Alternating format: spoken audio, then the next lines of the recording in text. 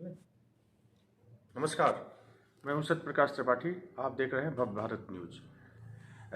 कल वित्त मंत्री सीतारमण ने बजट पेश किया है और 5 राज्यों में जो चुनाव चल रहे हैं उत्तर प्रदेश समेत, ये माना जा रहा था कि ये बजट केंद्र सरकार लोक लुभावना बजट पेश करेगी, लेकिन सरकार की तरफ से अगले 25 सालों के लिए ब्लूप्रिंट तैयार करके बजट पेश किया गया।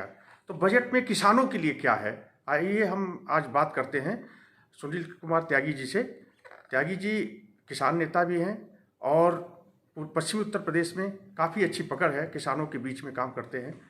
तो आप हमको बजट के बारे में बताएंगे कि इस बजट में किसानों के लिए सरकार ने क्या किया है। नमस्कार त्यागी जी। वैसे नमस्कार, और सब ठीक है सर? ठीक है, आप ये बताइए कि कल जो बजट पेश किया भारत सरकार ने, तो उसमें किसानों के लिए कहा जा रहा है कि 2 लाख MSP में 2 लाख करोड़, 2.25 लाख करोड़ रुपया दिया गया है।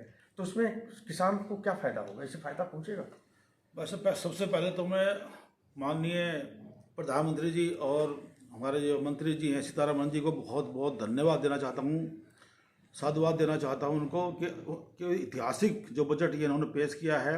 अब से 100 साल तक का भी अगर आप लेकर चलें तो शायद ऐसा बजट आज तक नहीं आया होगा, क्योंकि पब्लिक पे कोई भी वजन, जबकि इतनी मंदी है, इतना कोविड के टाइम पे इतना बुरा हाल देश का रहा है, उसके बावजूद भी हमारे माननीय प्रधानमंत्री जी ने पब्लिक पे कोई वजन नहीं डाला।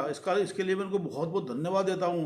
और रही किसानों की बात, किसानों के लिए उन्होंने 2.5 लाख करोड़ के आसपास जो उन्होंने बजट दिया है, और डिजिटल करेंसी से जो किसानों को ये जोड़ने जा रहे हैं, जिसका इतना बड़ा फायदा होगा कि जो बिचौलिया एकदम खत्म हो जाएगा बीच से, और सीधा पैसा किसानों के अकाउंट में जाएगा।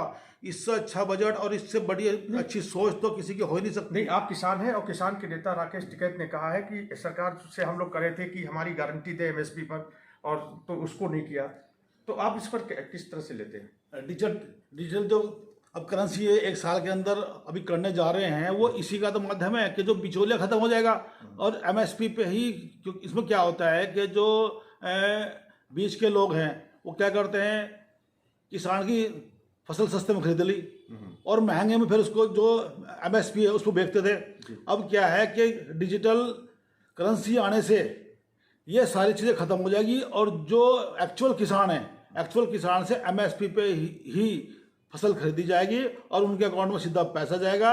ये बिचौलिए खत्म होंगे। मैं इनको बहुत बहुत धन्यवाद देता हूँ, मोदी जी का बहुत बहुत धन्यवाद देता हूँ कि उन्होंने किसानों के लिए वाकई में ही एक इतना बड़ा कार्य किया है कि इनका एहसान भी जिंदगी भर नहीं उतर सकता। वैसा त्यागी जी, ये विपक्ष कर रहा है, यहाँ तक कि कांग्रेस के नेता राहुल गांधी कर रहे हैं कि ये जो बजट है वो किसान विरोधी और गरीब विरोधी है। इस पर आप क्या कहेंगे?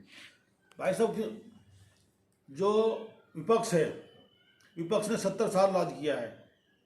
आप इनका पूरा बजट उठा के देख लो, इसको उठा के देख लो। विपक्ष का तो काम है, अगर ये ऐसा नहीं करेंगे तो इनको वोट कौन देगा? विपक्ष तो हमेशा कितना भी अच्छा बजट ले आओ, कितना बढ़िया, इनके कहने से ही आप बना दो और उसे पेश कर दो, उसकी भी ये लोग बुराई करेंगे, क्योंकि इन्होंने तो बुराई करनी है। अब जो सरकार है, अब सरकार ने हर वर्ग को देखते हो, देखो सबसे बड़ी बात देखो, 5 स्टेट के अंदर इलेक्शन है। अगर सरकार चाहती तो हर जाति के हिसाब से, हर कास्ट के हिसाब से अपना जो बजट है उसके हिसाब से लॉलीपॉप आराम से दे सकती थी। लेकिन मैं प्रधानमंत्री जी का इसके लिए बहुत बहुत धन्यवाद देता हूँ कि उन्होंने लॉलीपॉप ना दे के एक राष्ट्र हित में इतना अच्छा बजट पेश किया है। मैं उनका बहुत बहुत धन्यवाद करता हूँ भाई साहब। नहीं, वो तो ठीक है, प्रधानमंत्री जी ने कहा है, उसकी तारीफ की है, और ये कहा जा रहा है कि अगले 25 सालों तक में जो है हम 60 लाख नौकरियां देंगे। बेरोजगारी को लेकर के विपक्ष जो है सरकार को घेर रहा है कि इसके लिए, इस पर सरकार ने बहुत ध्यान नहीं दिया इस बजट में। इस पर आप क्या कहेंगे?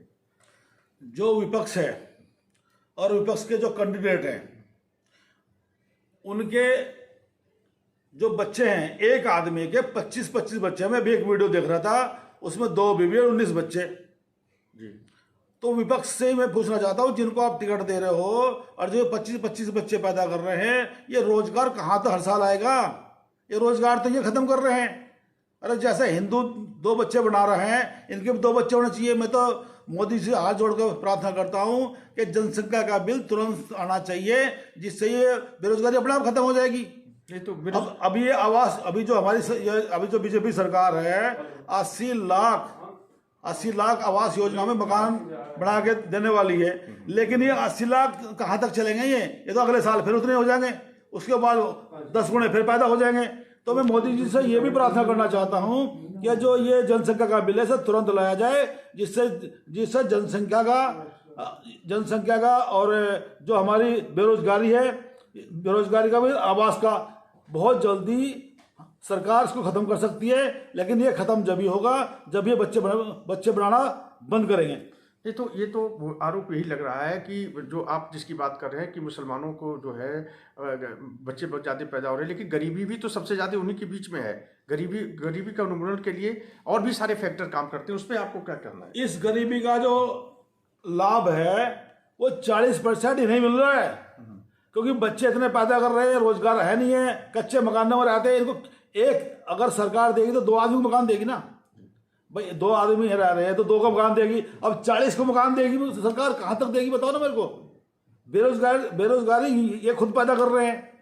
ये बच्चे बना, जब इनके पास एक चीज बताओ, बच्चों को एजुकेशन के लिए पैसा नहीं है, खाने के लिए पैसा नहीं है, तो कहाँ से आएगा ये बच्चे बना क्यों रहे हैं? मेरे समझ में नहीं आ रही। ये देश खत्म करना चाहते हैं।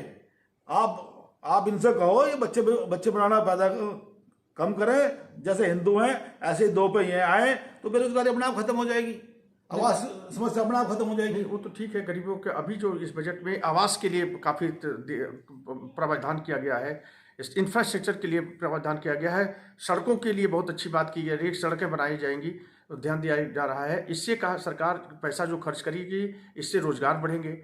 और लेकिन जो विपक्ष है, उत्तर प्रदेश में जो चुनाव चल रहे हैं, उत्तर प्रदेश में 5 राज्यों में जो चुनाव चल रहे हैं, इसको लेकर के सरकार जो है को ये अनुमान लगाया जा रहा था कि लोकप्रिय बजट पेश करेगी, लेकिन सरकार ने अब जैसे त्यागी जी ने भी कहा कि बहुत ही लोकप्रिय बजट पेश किया और अगले 25 सालों के लिए बजट किया, इसकी तारीफ हो रही है। तो ये जो है बजट पर आपने देखा कि त्यागी जी ने जो किसान भी हैं, किसानों के लिए कहा कि ये बजट काफ़ी लाभदायक है और ये किसानों के लिए, गरीबों के लिए भी काफ़ी लोकप्रिय बजट है। तो आप हमारे चैनल को लाइक करिए, शेयर करिए। धन्यवाद।